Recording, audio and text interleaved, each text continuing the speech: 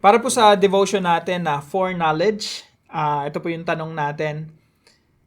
How can you practically extend the unconditional love of God to others? Practically speaking, paano nga ba natin i-extend yung pag-ibig ng Diyos na tinanggap natin na dapat iparanas natin sa iba? Now, unang-una po sa lahat, ito po yung sagot ko dyan. No? Unang-una po sa lahat, hindi mo kayang mahalin yung ibang tao kung ang paghuhugutan mo lang ay sarili mong pag-ibig. Kasi yung pag-ibig natin, maliit lang eh. Ubus lagi. Isipin po natin, meron tayong love tank. Meron tayong tangke ng pag-ibig. Ano po yan eh, ang daming tao sa paligid natin, iniibig natin. No? Lalo-lalo na yung mga nagpapakita ng kabutihan sa atin, mabilis ibigin yan. No? Yung asawa natin, no? Minsan mabilis ibigin na yung asawa. No? Yung mga anak. Now, kapag yung mamahalin mo, yung mga taong nakakainis, yung mga taong kinamumuhian ka, yung mga taong pinagchichismisan ka, yung mga taong gumagawa ng masama sa'yo, yung mga taong umaalipusta sa'yo, umaapi sa'yo.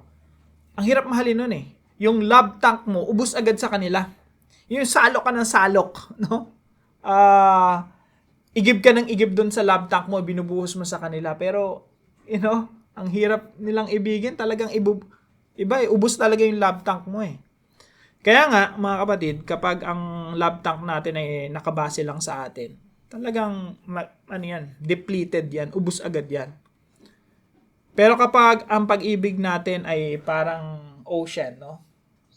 Na nagmumula sa Diyos, hindi mauubos eh. Kasi ang pag-ibig ng Diyos hindi mauubos. Kaya ang pinaghuhugutan natin yung pag-ibig ng Diyos. Lagi nating sinasabi sa sarili natin, bira yung kapatid ko na to, ang hirap mahalin eh. Suwail, talagang sarili mong kapatid na pero ang wini-wish sa'yo, malasing ka sa buhay. Pero kung ang mindset mo, Lord, inibig niyo ako eh. Makasalanan din ako eh.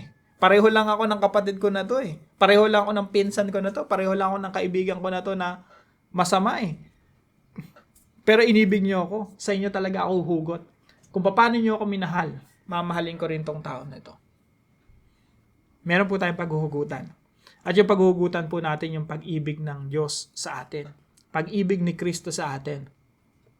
Sipin niyo po ang Panginoong Jesucristo namatay doon sa krus. Hindi lang basta namatay, excruciating pain yung dinanas niya. Talagang nilasog-lasog yung laman niya at katawan niya sa kakalatigo sa kanya at kakabugbog sa kanya. Ginawa niya yon dahil sa kanyang pag-ibig sa atin.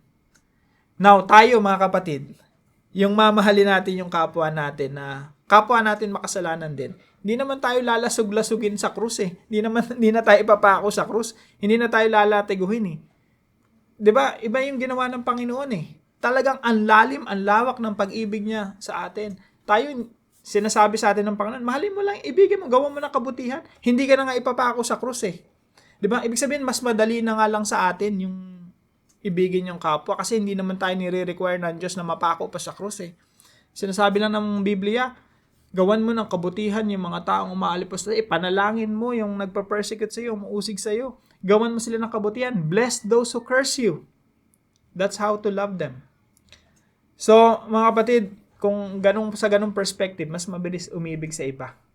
Yung hindi ka na ipapako sa krus. Si Jesus na yung napako sa krus. Tayo, gagawin na lang natin ng kabutihan yung mga taong gumagawa ng masama sa atin.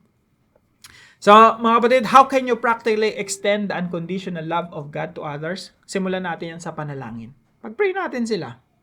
No, iluhod mo sa Panginoon. At the same time, iluhod mo rin sa Panginoon yung sarili mo na, Lord, tulungan niyo po ako magmahal.